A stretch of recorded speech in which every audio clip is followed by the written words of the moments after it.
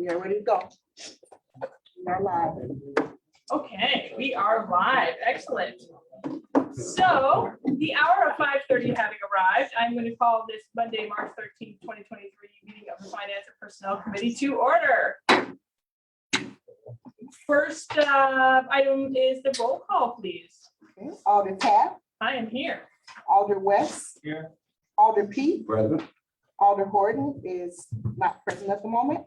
Alder Tate the second. Present. That completes roll call. Great. Next item is approval of minutes for the March 6th, 2023 and February 27th, 2023 meetings. Do I have a motion? Move to approve. Moved by Alder West, seconded by Alder Tate the second. Alder Pete. Okay, Alder Pete this. Alder Pete. Just Alder Pete. So any discussion on the minutes? Seeing none, all in favor, please signify by saying aye. Aye. Any opposed? Motion carries. All right, that takes us to our first item, please, Director Fisher. Item number 0212-23, communication sponsored by Alder Taft on behalf of the Transit Mobility Director requesting permission for the mayor and city clerk to enter into an electric service agreement with Wisconsin Electrical Power Company, We Energies, and participate in their electric vehicle commercial EVC pilot program, grant control number 00499. Staff recommendation that the mayor and city clerk be granted permission to enter into said agreement. Fiscal note, approximately $285,000 of the revenue. Mobility Director Young is here to speak on the item. Please proceed, sir.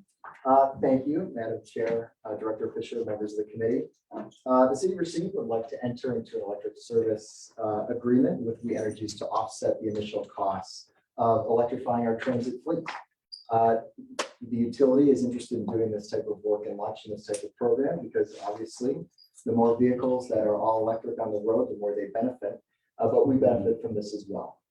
We're eligible for up to a $285,000 rebate based on the work that is being done, and that is in large part dictated by the projected energy consumption that we'll be using with our transit fleets. We've met with McKinstry, our consultants, to review the agreement to make sure that we're meeting that threshold as the years go by, especially as we're looking at solar at that site. And they've done an analysis based on energy consumption and the agreement and projected development of solar electricity that's generated, and so that we would still be eligible for this rebate. So this is a savings of about $285,000, and that's based on the cost of electrical utility work, starting with our 1.2 megawatt charger commission. Great. Any questions for Director Young? Just one quick question. It sounds very exciting. Just quick question. Is it 285,000 in savings? It would be as a rebate. So the money would be going towards the project. We Energies would recognize that and send it back. Oh, okay. Alder Tate. So where do the initial funds come from? Excellent question. This is both VW money and LODO funds. Wait to ask that. An employee of Volkswagen.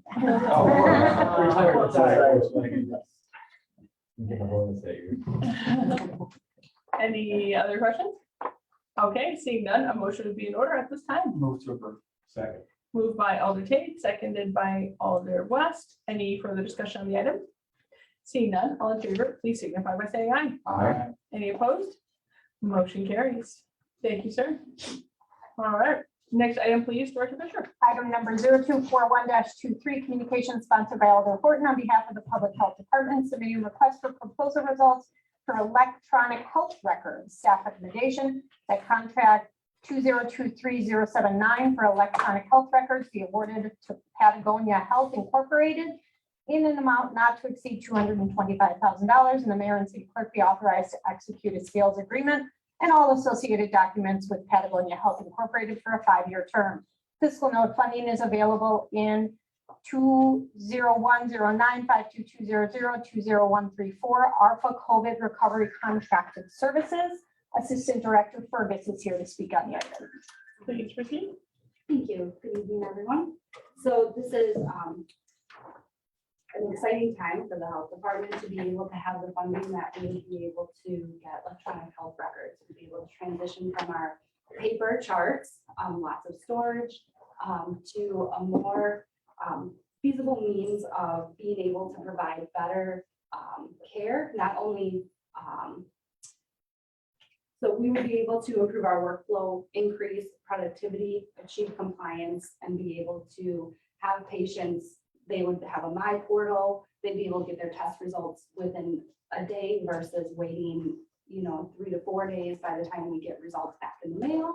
And then we would give the patient a call. So this is a very similar platform to more so Epic, if you guys are aware, if you attend one of the larger healthcare systems. But Patagonia is very, very knowledgeable to public health. So they specialize in public health electronic health records. So within the last 3 years, just within the southeastern region, we've had 8 other local health departments that have either changed who they were using to go to Patagonia, or they have, similar to us, decreased paper charting and moved to electronic health records. So this is something that we've been looking at. I worked with purchasing, MIS, to make sure that it'd be compatible with our systems, as well as the city attorney's office. So we've been looking at this since the beginning of 22. And so once we got all the other proposals, we had 4 other proposals. 3 plus Patagonia. And we were able to have a demo of each one from the vendor. We were able to see it. Myself and another staff member had actually gone to a few other health departments as well to physically see it in action. We wanted to make sure that it was going to be something that we could bring into the health department and it would be sustainable for us to set up and use for quite a while. This contract would be a 5-year contract, and we would have the ARPA funds that would be able to provide the 5 years. So moving forward after that, there is a yearly fee that would contribute to using the service. And that would be able to be sustained through billing. So we currently only bill for certain services downstairs or through the health department. So this would be able to increase our revenue by being able to bill for more services, whether that is either state insurance or private insurance. So we could also set our fees, so our fees would not change. If people wanted to pay our flat fee, they could still continue to do that and opt out of going through insurance. But just different ways of people being able to utilize our services, be able to have their information at our fingertips. They come in currently, they fill out about 5 to 10 pieces of paper every visit. So per encounter, that's a lot. Once their demographic information and their insurance information is in our record, they'll just have to come in, check in, and be able to move forward with their appointments. So it would cut their time in half significantly. So, you guys were provided an agenda briefing memorandum. If you've had an opportunity to review that, if there are any questions that you may have on the software. Actually, just hoping that you can speak to a little bit some of the specific services that are being provided and what that looks like in terms of streamlining the process going from paper to digital. Absolutely. So first of all, this particular software works with our immunization program. It also does our immunization inventory, mass vaccination. It works with our vaccine for children and our vaccine for adults. So everything then is within the system. It also has a contactless paper experience for the patients. We can utilize maternal and child health and family planning through the software. So our Title 10 and Title 5 programs. We have tuberculosis testing and treatment through the system, HIV case management, pharmacy. So all of our medications, instead of logging on through our current situation, they'll be logged through the system. So when we give a medication to a patient, all of the lot number, expiration, all of that will be right in their chart. We will also have the option to do telehealth. So if for some reason a patient comes in but needs further counseling, we'll be able to set that up with the patient. And then a few of us in the health department that love data, we will be able to collect a lot more data through the system. So be able to see and give Board of Health a lot more information about who we're seeing through clinic, what our services are, and maybe what services we need to streamline. You know, do we need to add services? Do we need to decrease? So, and then just the time and effort with tracking. So as we move forward, patients' information, this process will take us about 6 months to get set up. So from start to finish working with the company. So we will have to use paper temporarily, but then we will go back from the beginning through January and input all of that data so that the patient won't lose any of their information. And then we will be required to keep all of the charts for 7 years. And then after 7 years, we can purge them. But we will work backwards for 2023, because I'd like the whole year to be within the data system so we can pull the Thank you. data. You have so you've got all these paper files now. Mhm. Is the plan to just do this prospectively moving forward, or is there also a plan to make those paper files become electronic at some point? So we currently are just gonna start with 2023 and start with January, move on, so we have a full year to capture. I'm working with the company right now to see if sometimes they will actually import that information for you, so it's not our clerical or our staff doing it. That would be ideal, but if we can just start with January, I will be happy with that. Okay, Alderman Garfield, do you have a question? Yes, I do. Thank you very much. If one of our patients is also consuming services from a nearby community that uses Patagonia, will we have that full record available to us? We can see what they have done in Kenosha or what the We will. community is. Yes, so we'll be able to interact with other health departments that have Patagonia, but we will also be able to, if the patient gives us permission, we can also talk to their primary care physician at Ascension or Aurora or our Racine Community Health Center. Thank you. So, Yes, it sounds like you're gonna be very efficient and the program, once the software is up and running or beyond the initial cost, it'll be self-sustaining financially. yes. And but another question I had is why did you choose this particular company over the others? Great question. So this particular company had more to offer for the health department. There were a lot of health departments that I had spoke to that use different systems, but then they would have to use 2 or 3 different electronic health records or systems to document it. This one interfaces with some that we already use, like the Wisconsin Immunization Registry, our WEDS, which is Wisconsin Electronic Data Surveillance, where all of our communicable diseases come through. So all of that information will interface with Patagonia, where some of the other ones, it was just adding another platform to document it. Nice. So that was our biggest reason, was because it already interfaced. It also interfaces with like LabCorp, Quest, and the Wisconsin State Lab of Hygiene. So that's why we'll be able to mail our samples off and get them back in, like I said, a much shorter time. Sounds like a great system. Thank you. Thank you. Any further questions? Motion would be in order at this time. Move to approve. Second. Okay, moved by Alder Pete, seconded by Alder Tate. Any further discussion on the item? Seeing none, all in favor, please signify by saying aye. Aye. Any opposed? Motion carries. Next item, please. Item number 0245-23, communication sponsored by Alder Horton on behalf of the Public Health Department, requesting permission to accept a $10,980 grant from the state of Wisconsin Department of Health Services, Division of Public Health, for the DHS DPH Preventive Health and Health Services Grant Control Number 00498. Staff recommendation that the Public Health Department be authorized to enter into an agreement and accept the funding from the state of Wisconsin, grant control number 00498, in the amount of $10,980. Fiscal note, there is no required match. Assistant Director Fergus is here. Thank you.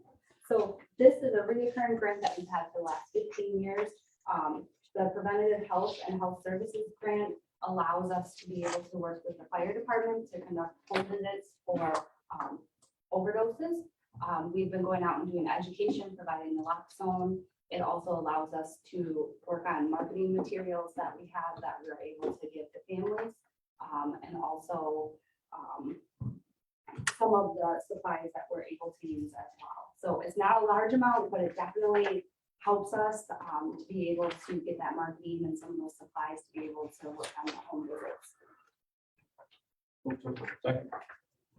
Thank you. Moved by Alder Tate, seconded by Alder West. Any further discussion on the item? Seeing none, all in favor, please signify by saying aye. Aye. Any opposed?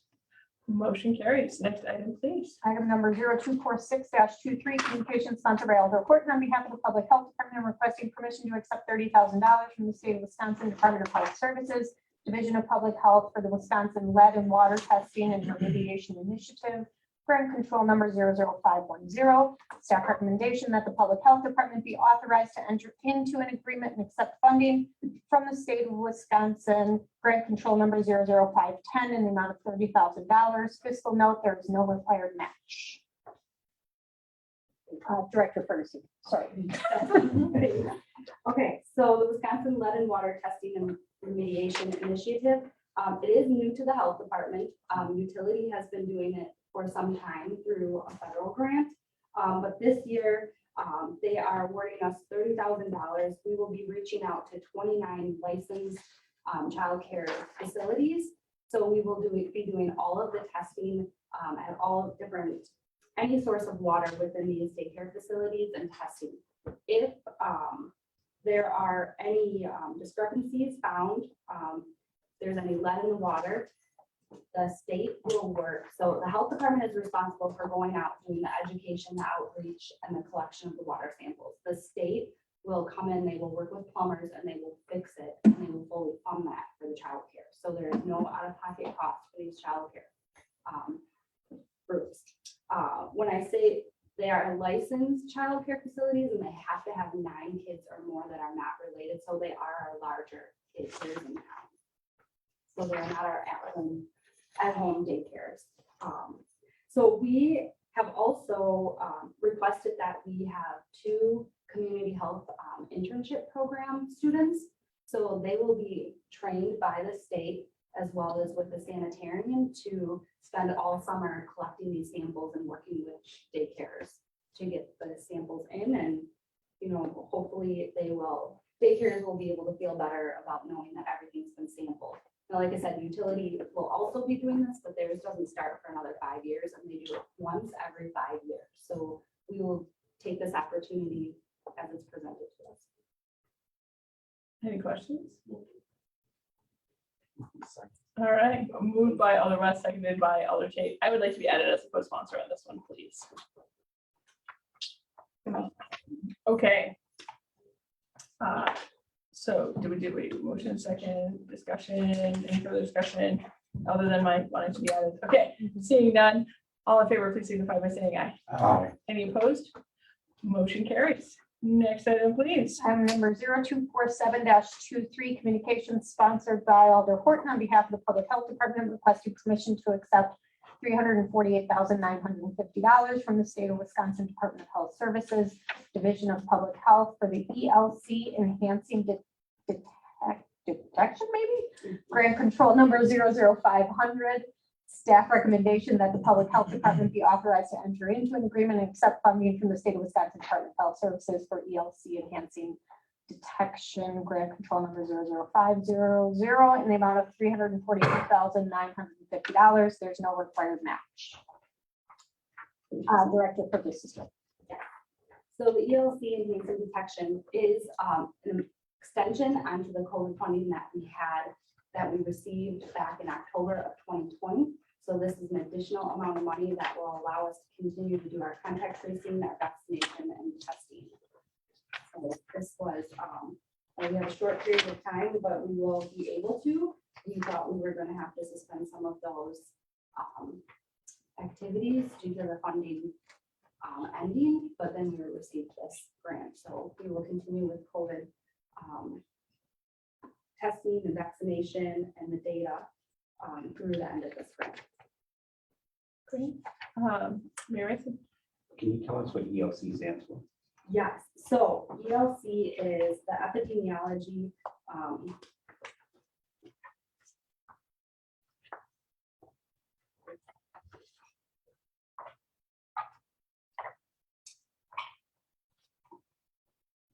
It is epidemiology with the laboratory capacity. Thank you. No, thank you. Didn't know what it was. Any other questions? Okay. Can you just make sure that this is up to not read it? Yes. Attention? Yes. Thank you. That's always like, what do we do? No. Detention. We're detaining COVID. Contain more so. No, that's all. All right, any further questions? All right, motion would be in order at this time. Move to approve. Second. Okay, moved by Alder Tate, seconded by Alder Pete. Any further discussion on the item? Seeing none, all in favor, please signify by saying aye. Aye. Any opposed? Last question actually about that item. So you said till the end of the grant, about how long does that get us So that gets us to the end of this year. this year? Okay. There is a possibility though that they may extend the funding. So we're hoping for that. Well, the health department are hoping that they will extend that funding. Perfect. Okay. Any opposed? Just checking. Okay. Making sure. That motion carries. Next item, please, Director Fisher. Item number 0248-23, communications sponsored by Alder Horton on behalf of the Public Health Department requesting permission to accept $1,000 from the National Environmental Health Association grant control number 00502. Staff recommendation that the Public Health Department be authorized to enter into an agreement and accept funding from the National Environmental Health Association grant control number 00502 in the amount of $1,000. There's no required match. Yes. So again, this was a grant that we were able to apply for through the National Environmental Health Association. This is $1,000. It's not a lot of money, but it will help us train 5 sanitarians downstairs. So they will have the availability to have, they will be able to have webinars and presentations. They'll be able to attend everything through this $1,000. We have 4 new staff members downstairs in environmental health. So this is a great opportunity for them to be able to work with other health departments and receive this training. Okay, move to approve by Alder Tate, seconded by Alder West. One quick typo on the ABM. The last bullet point, it says, and the use on equipment, that probably is of equipment. Or the use on, I don't know, I'm not totally understand, just push it up. Other than that, I will review it. okay, no problem. Thank you. I don't think it's a merit matters materially, just. Okay, we have motion properly seconded. All in favor, please signify by saying aye. Aye. Any opposed? Motion carries. Next item, please, Director Fisher. Item Thank number you. 0240-23, communications sponsored by Alden Taft on behalf of the City Attorney's Office, submitting the claim of Jeff Horton for consideration for disallowance. Staff recommendation that the claim be disallowed. Assistant Attorney Rubik here. Please proceed. Thank you. So this claim was filed by Jeff Horton of 3600 Sheridan Road, Kenosha, Wisconsin. It was a claim filed in the amount of $16,156.14 for damages that allegedly arose from the top of his box truck striking a tree limb that was extending over the 3500 block of Main Street on or about October 14th, 2022. The plaintiff alleged that he was forced to use the curbside lane due to road construction on Main Street, which had apparently no signage to warn drivers of the low clearance height of the tree that was in question. The city maintains it's not liable for these damages. Rather, the contractor for the project, who's AW Oaks and Sons, Inc., is responsible for providing and maintaining all traffic control devices as necessary to protect their work and safeguard and direct traffic around their work. And the city has sent a letter notifying the claimant of the contractor's name and address. But because the city isn't liable for the alleged damages, it's our recommendation that this claim be disallowed. Please proceed, sir. Are there any precedents or even state laws that require signage for tree clearance? Because I don't know on bridges and things of that nature, but I would be surprised if AW Oaks even was liable, because I don't know anything to say like, there's a tree here. If you're driving, you can see a tree hanging over the street. They change. Every change. Yeah, the trees grow in Yeah, different ways true. at different times, so I'm not sure if any way it might be liable for the growth of a tree. Because the The onus would be on the claimant to prove that there was some liability to post that So sign. I'm just curious, based on what would anyone be liable for tree growth? The claimant also has an obligation to maintain proper lookout and watch for low hanging things if he's in a high box truck. So All right, any further questions? I'm sorry, go ahead. I was gonna say, even for low bridges, and even without the sign, you still need to know what you have a sense as a driver, what your clearance is, and what the road is. I think it's courtesy to say this is that high. Yeah. More than it is, there's some responsibility of the driver, but I could be wrong with that. But this isn't a bridge, this is a street. So I would move to disallow. All right, moved to disallow by Alder Tate, seconded by Alder West, I believe. Any further discussion on this item? Seeing none, all in favor, please signify by saying aye. Aye. Any opposed? Motion carries. Thank you, Attorney Rich. Our next item, please, Director Fisher. Item number 0249-23, communication sponsored by Mayor Mason and Alder Taft on behalf of the city administrator, submitting the negotiated Racine Police Association 2021 through 2024 collective bargaining agreement for consideration. Staff recommendation, upon ratification by the union, recommend approval of the negotiated Racine Police Association 2021 through 2024 collective bargaining agreement. Fiscal note includes wage increases of 4% on January 1st, 2021, 22 and 23, and 3% in 2024. Also includes a retention bonus of $2,000 and a sick leave buyout option.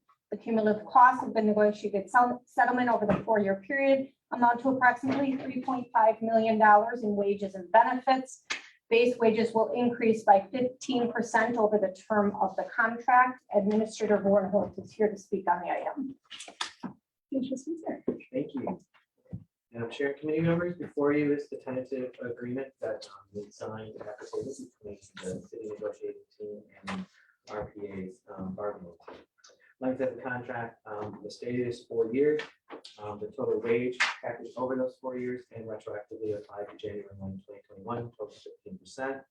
There is a one-time, non-base building $2,000 retention bonus that would be paid within 60 days of ratification by both the union and approval by the council. So to tell you where the status of this is at, we had this tentative agreement on March 2nd. I'm bringing you the TA to the agreement, and RPA is holding, I believe, votes tomorrow and Wednesday for their members to vote on the agreement in hopes that they will ratify and then it'll come to council and then the council can ratify. So tonight you're approving the tentative agreement without union ratification. The health insurance is very similar to what we have negotiated with the fire union, and that is we will recognize the WERC decision in the city's favor until or unless the WERC decision is altered in any way, and then both parties would agree to abide by that decision if any changes were made. But for the purposes of the contract, the language that is now prohibited by that decision would come out. I should go back and also point out, because it was done differently in the fire, for the 3% pay differential, this will only apply to new hires starting in July of 2023. They did not want to agree to giving it to existing members. They have 18 months new hires from July. That time period was picked because of between their probation and training. That's about the time where they're deciding to stay with us or the chief is deciding to stay with them. So it seemed like a reasonable period of time for them to secure their job, have their job, and then have time on their decision to do that 3% as an incentive. When you say 18 months, is that 18 months prior to January or 18 months after? July. It would start in July, so 18 months starting after July. So anytime their hire date after July, it would start, that 18 months would start on their hire date. So for those who are brought on and kind of are in their probationary phase or whatever, they might be applicable after January or July or not. If they are currently with us as a hire, this will not apply to them. And we made that very clear to the union, that's what they want. Sick leave payout is a little bit different here. Instead of a phase out of the program, we negotiated a buyout. So essentially, whatever your sick leave balance is of today, it will be drawn down to $420. So the max, 1,000, you get drawn down to 420, and you can opt to take a one-time buyout of that difference. But we want everybody to stay at 420. If they don't, if they want more than that, they can keep more than that. It's just an opt-in, opt-out. They've got to make the decision. Instead of the phase out that we did with the fire union, bringing those caps into place and allowing them to cash out for the next year, this is just a one-time buyout. And then this will go away. And then the language on sick leave will be changed and they can accrue, but they can never have a cash value for it. And I believe the estimate for this line item within the 3.5 is very close to No, about 500,000. about 500,000 just for the buyout. Yep. Okay. And then we have all the other standards that we had wanted to get in based on non-rep. So that, I'm sorry, they changed, this is an organizational thing, they changed that members are in the process of earning 30 college degrees within the first 5 years of employment are eligible to get unpaid leave. This is really an incentive for us to get officers to get the college credits while they're with us and to stay and be eligible for their job at the end. Then we go into the paid for leave, student loan debt, and we also had 4-on-4 work schedule language, which is an MOU that was already agreed to with the union. This just formalizes it into the contract. So with that. As it relates to the buyout, so that means that folks will have until July 1st to determine at what point or how many hours they want to be up to 420. So they have until July 1st to make the decision. Okay. What they don't have is, they can't, we're not allowing them to say, okay, I have 800 hours, I'd like to leave 600, so I'll take 200.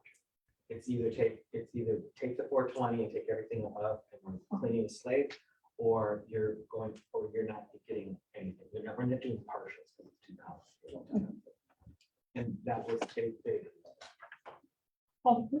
Yes.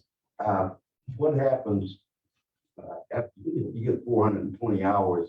It's cumulative, so you just stop at 420. You get below 420, then they're added back. No, so everybody will be drawn down to 4.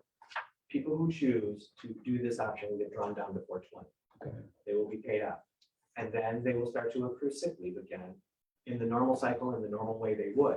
The only difference is now they can only use that for sick leave or short-term disability, or it will never have a cash value after this date. Can I just ask for a clarification for number 5? So it says members who are in process of earning their 60 college credits within their first 5 years will not be eligible to take unpaid leave of absence. So that is a change, that they were eligible before and the request was to make them ineligible? Correct. Chief, do you want to speak to that? No, I'm comfortable with that because we had made a consideration for having the 60 hours prior to becoming a member to allow us to expand our recruiting. We were given the opportunity to accept members that had less than 60 hours, recognizing that graduating from the academy will give you 22 hours, but 60 hours is a state requirement. So we didn't waive, we expanded the requirement to get started. And any further to your operations, we don't want people to take an unpaid leave of absence to go to college because they're holding a slot.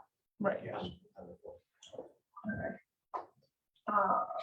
And then this contract doesn't include the student loan repayment? Yeah. Yeah, it does. Where is that? Where did I miss it? If you go under employee handbook.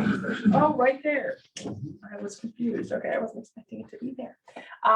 Excellent. So any other questions? Mayor Mason? Just for Paul, if you could just remind people, you just went through the agreement, but just how this is different than what we do with non-rep, which is where, the council basically adopts the whatever changes we're gonna make to wages and benefits, and that's really it. Whereas this is, I think, a validation of the collective bargaining process and the importance of working with unions. So can you just talk about the bargaining teams and how that works and how both sides reach TA and what the process is? Just take one big step back, remind everybody about the process and why collective bargaining is important. Sure. So along with collective bargaining, there's a mediation process, right? And that's where we worked out this agreement. But public safety employees in the state of Wisconsin, under both Act 10 and Act 32, which modified it, still require collective bargaining between both parties, being the unions and public safety employees that are organized, and the city's organization as well. And they can bargain over wages, and they can bargain over healthcare premium, and some workplace conditions. And the union appoints their bargaining team, the city appoints their bargaining team, as per, this is the bargaining team, by the way, the official bargaining team for the city. So designates the finance and personnel, and you have allocated that responsibility and delegation of power to negotiate to this bargaining team that I lead along with the finance department, human resources, the city attorney's office. So we met over a course of 2 months, going back and forth with proposals, and this is kind of the agreement that we got to. Now, the bargaining teams respect that, and then we take it to our governing bodies, because as we know, we don't have the power to approve it. So I come to you to approve, along with the council next week, and they will do the same with their membership, and hopefully get it ratified, and then it will become effective. Thank you. Sure, Alder. Just, I asked you to kind of expand on that, because you just talked about the timeline of the actual negotiations in roughly 2 months. Well, There's a lot of discussion. Yeah. Relating to the a contract for 2 years. Yeah. Can you speak to the 2 months versus the 2 years, Right. and how that comes to be? Sure. So the delay came when the parties started mediating, and I'm going to look to Marisa to correct me in any timeline, but when the contract expired in 2020, parties got together and started negotiating, but came to an impasse over what was then the changes that were made to the healthcare provisions in the contract. The union took a stance that those should have been bargained. The city took a stance that no, it was clear in state law that those are prohibited subjects of bargaining. The parties then all agreed, both fire, police, and the city, to go get what's called a declaratory ruling from the Wisconsin Employment Relations Commission. That was submitted, and it didn't come out till a year and a half later, well over a year later, and it came out this past July, and it came very much in the city's favor. Unions were contacted, approached, how do you want to proceed? And they wanted to appeal the court decision. That stayed for a while in terms of thinking, maybe the court would rule, issue a stay, not issue a stay, give us some sort of indication. That did not happen. It did not happen. And then the parties, then we made this change of the bargaining team, and then we met as an organization, set some parameters, and started making an offer to the union to respond to. Their response, both fire and police in the interim, where they weren't interested in any contract negotiations beyond just give us wages over a certain amount of time. Even so, and I think I brought offers, back to you. In closed session now, we can certainly say there were offers that they made that weren't acceptable to the city because they were only on wages and they didn't make any of the recognizable concessions that we needed for wages, which is what good faith bargaining is. Right? We give something and then we try to get something that favors the city to help pay for that, something that we offered them. Now, can you also speak to, we are, recommending, or at least discussing recommending ratifying this from the finance personnel level prior to the organization on the labor side, ratifying their side. Typically, it would kind of go in a different order where they ratify it, come to us, we kick to council as appropriate. Why are we kind of doing this in this opposite order, or not necessarily opposite? No, order? and first, let's be clear, it is tradition. It's not mandated that they go first or we go first. It's just been tradition that we've waited for the union to ratify. And then we've brought it to you as a final document in history. Because of the timing of the meetings this month and next month, because they were voting this week, the next opportunity to bring it to a finance and personnel meeting would be a month from now in April, and then April 17th confirmation.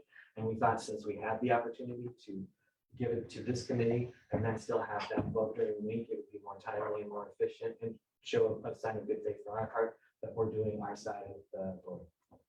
Thank you. Mayor Ritson? Can you speak to, if you can, where this then puts the Racine Police Department compared to other jurisdictions that we sometimes get compared to as it relates to pay? Yeah, I think we will be right in the top 5 of our comparables. I think we will still be, I mean, when you look at 22, it's hard to say 23 and 24, so many have been settled. But our competitors are where we've lost the sheriff, we will be right under, and we will be just below, a little bit more below Kenosha. But for our other agencies that we are compared to, we will be above. Thank you. Just a question in terms of some of the other benefits, including, sort of student, student debt, loan repayment, housing assistance, do other comparables have those types of benefits? No, and I haven't, we factor some of those in, and plus I do not include those who would choose to live in the city would be above Kenosha. Right. Great. Fantastic. Any other questions, concerns? Mayor Mason? Just a compliment to the bargaining team. I know it's a lot of work to get us here, so I just want to acknowledge publicly the work the administrator and the finance director and the attorney's office and the human resources department did to get us to this point today. Yeah, I want to second that. Thanks, everyone. We know it's a lot of hard work, and I think this is puts us in a competitive place to recruit and retain, the continue, recruit, retain excellent officers, as well as put ourselves on more secure fiscal footing long term. So, excellent. Any other questions, comments? All right, a motion would be in order at this time. Move to approve. Moved by Alder Pete, seconded by Alder West. Any further discussion on the item? Now that we're actually discussing the motion, Yeah. I'll speak in support of it. Yes. We've had a lot of negotiations during my time here. This is probably the most challenging and contentious, partially because of the dramatic change to healthcare, but also because it's, we recognize it to be a non-negotiable subject due to state law.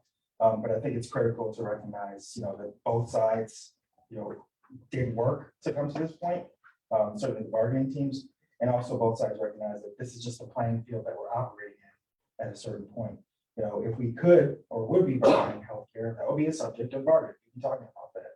But since we can't, that's the field of play that we negotiate. And I'm grateful that the bargaining team on the police side and bargaining team on the city side came to agreements, particularly the one that we're looking at.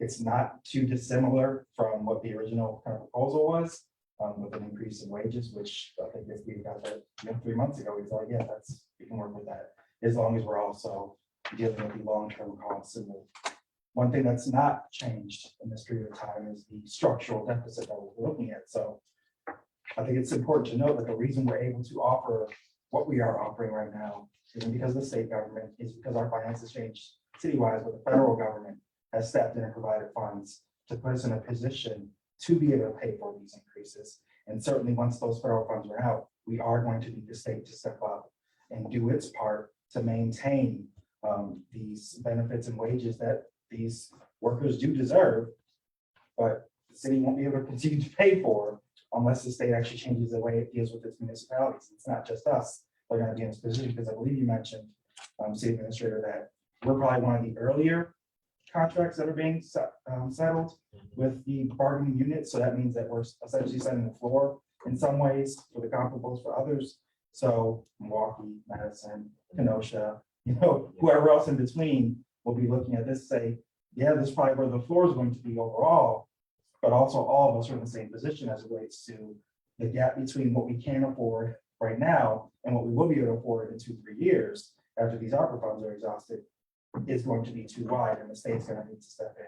So I look forward to the discussion at the state level, to recognizing their level of responsibility and providing those resources to municipalities so that we can maintain this level of compensation for the public safety officers, and also without having to face unnecessary, quite frankly, when we look at the state's fiscal situation, cuts to municipal services.